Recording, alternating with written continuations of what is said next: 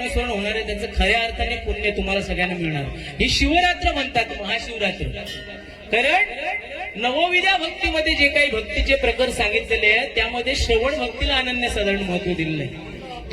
आम्ही जरी हरिबसन बेमेच्या देठापासून किती जरी मोमाटलो, किती जरी आराडलो, तरी तुमच्या समोर आम्ही शून्य असं. कशाला? कारण जी काही 4 युग होऊन गेली त्या प्रत्येक युगामध्ये परमेश्वराला प्रसन्न करून घ्यायचा एक एक मार्ग होता. सतयुग होऊन गेलं, त्रेतायुग होऊन गेलं, द्वापारयुग होऊन गेलं आणि त्यानंतर एक कलियुग आलेलं आहे. प्रत्येक युगामध्ये परमेश्वराला प्रसन्न करून घ्यायचा एक एक मार्ग होता. सत्ययुगामध्ये काय होतं तर ध्यानात बसलो देव पावलो. त्रेतायुगामध्ये यज्ञ, द्वापार युगामध्ये पूजा आणि ह्या कलियुगामध्ये काय असेल ना तर ते नाम आहे.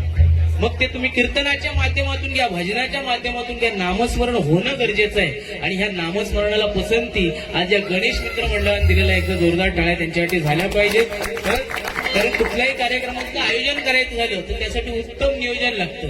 ते जर सुनियोजन असेल ना तरच खऱ्या अर्थाने तो कार्यक्रम यशस्वी होतो. आणि त्याचं मूर्तिमंत उदाहरण आज या ठिकाणी आल्यानंतर पाहायला मिळतंय. खरं म्हणजे मी नेहमी सांगत असतो की कुठल्याही कार्यक्रमाचं आयोजन करायचं झालं तर त्यासाठी 4 जण महत्वाचे. कुठल्याही गावाचा विकास करायला घ्या किंवा एखाद्या मंडळाचा विकास करायला घ्या, त्यासाठी 4 जण महत्वाचे. 4 जण कोण? एक म्हणजे ज्याच्याकडे पैसा आहे त्याने मंडळासाठी पैसा द्या. ज्यांच्याकडे कष्ट करायची ताकद आहे त्यांनी मंडळासाठी कष्ट करा. ज्यांच्याकडे वेळ आहे त्यांनी मंडळासाठी वेळ द्या. पण ह्या तिघापैकी ज्याच्याकडे कायच नाही त्यांना निदान गप्प तरी बसा. कारण पहिल्या तिघांची कधीच अडचण नसतात, पण ज्याच्याकडे कायच नाही त्याचीच वळवळ जास्त असताना हीच वळवळ एखाद्या गावाच्या किंवा एखाद्या मंडळाच्या विकासाची चळवळ मोडीत काढता. म्हणून अशांपासून लांब राहा पाहिजे. कारण या ठिकाणी महादेवांचं वर्णन केलं जातं, त्यामध्ये महादेवांचा 1 नंबरचा भक्त म्हणजे कोण? तो म्हणजे रावण.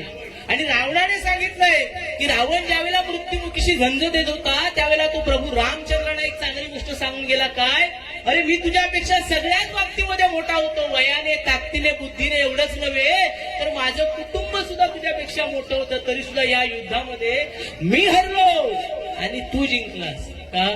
कारण माझा भाऊ माझ्या विरोधात होता आणि तुमचा भाऊ तुमच्या बरोबर होता. ही म्हणजे एकीची ताकद आहे. आणि अशीच एकी या गणेश मित्र मंडळाची अशीच अबाधित राहू दे. एकदा जोर टाळ्या त्यांच्यासाठी झाल्या पाहिजे. मी का सांगतोय? कारण बघा, कुठलेही शुल्क न घेता अगदी निशुल्क या ठिकाणी या मंदिर महाशिवरात्री उत्सवानिमित्त मंदिरासमोरील जे तुम्हाला शेड दिसते ते सन्माननीय दिलीप बोरहाना यांच्यासाठी एकदा जोरदार टाळ्या झाल्या पाहिजे. सुंदर अशी शेड त्यांच्या हातातून घडली आहे, त्याचं मूल्य त्यांनी बिलकुल कुठे घेतलेलं नाही. त्याचबरोबर सन्माननीय सागर सावंत यांनी, सन्माननीय संदीप दळवी यांनी संपूर्ण मंदिराचं रंगकाम केलेलं आहे. एकदा त्यांच्यासाठी सुद्धा जोरदार टाळ्या झाल्या पाहिजे. त्याचबरोबर मंदिराची जी सजावट केली आहे ती सन्माननीय सागर सावंत यांनी या मंडळाची संपूर्ण सजावट केलेली आहे. ही संपूर्ण हे जे काय काम आहे ते त्यांनी निःशुल्क केलेलं आहे. एकदा जोरदार टाळ्या त्यांच्यासाठी झाल्या पाहिजेत, बरोबर. आणि त्याचबरोबर सर्व देणगीदार भाविक आणि ज्यांनी महाशिवरात्रीच्या कार्यक्रमासाठी सहकार्य केलं आहे त्या सगळ्यांसाठी एकदा जोरदार सगळ्यांनी भरभरून टाळ्या वाजवा. तरच त्या परमेश्वराने जे तुम्ही दिलंय ना त्याच्यापेक्षाही भरभरून तो परमेश्वर तुम्हाला देणार आहे मंडळी. आणि कुठल्याही कार्यक्रमाचं जर आयोजन करायचं झालं हे सांगतोच मी नेहमी, पण त्याचबरोबर माणसाचं कर्म चांगलं पाहिजे.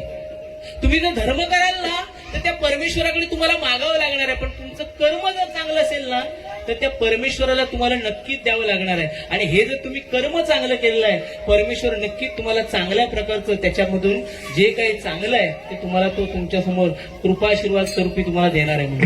आणि हे कर्म चांगलं पाहिजे. हे तुम्हाला काय सांगतोय? निवृत्ती, ज्ञानदेव, सोपान, मुक्ताई ही 4 भावंड ज्यावेळेला पहिल्यांदा पंढरपुरामध्ये आली त्यावेळेला विठ्ठलाचं रूप पाहिल्यानंतर त्यांना फार आनंद झाला.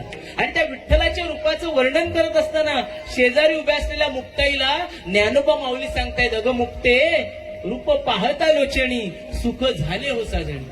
मग ती मुक्ताई म्हणते, अरे दादा, त्या विठ्ठलाचं रूप पाहिल्यानंतर तुम्ही आनंदी झालात, मग असं इतर लोकांना का वाटत नाही? तुम्ही म्हणताय तो हा विठ्ठला बरवा, तो हा माधव बरवा, मग असं इतर लोकांना का वाटत नाही? त्यावेळेला ज्ञानोबा माऊलीने किती छान आणि उत्तम उदाहरण देऊन पटवून दिलं बघा. ज्ञानोबा माऊलीने काय सांगितलं? ग मुक्ते, बहुत सुकृतांची जोडी, म्हणून विठ्ठली आवडी. तुमची जर पूर्वजन्मीची पुण्याई असेल तरच तुमच्या मनामध्ये ईश्वराची आवड उत्पन्न होणार आहे मंडळी. आणि या कलियुगामध्ये परमेश्वराची आवड उत्पन्न होण्यासाठी, त्या परमेश्वराची आवड उत्पन्न होण्यासाठी 3 मार्ग त्यांनी सांगितले. एक म्हणजे नीतिधर्माचं आचरण, नित्य नेमाने ईश्वराची उपासना, आणि शुद्ध मनाने जर का तुम्ही जीवनाची वाटचाल कराल ना, तर याही जन्मी तुम्हाला ह्या कलियुगामध्ये ईश्वराची आवड उत्पन्न होणार आहे मंडळी. म्हणून सर्व सुखाचे आगर तो विठ्ठलच आहे, पण तो केवळ मूर्तीत नसून संपूर्ण चराचरात भरलेला आहे. म्हणून या मंडळासाठी एकदा जोरदार टाळ्या झाल्या पाहिजेत.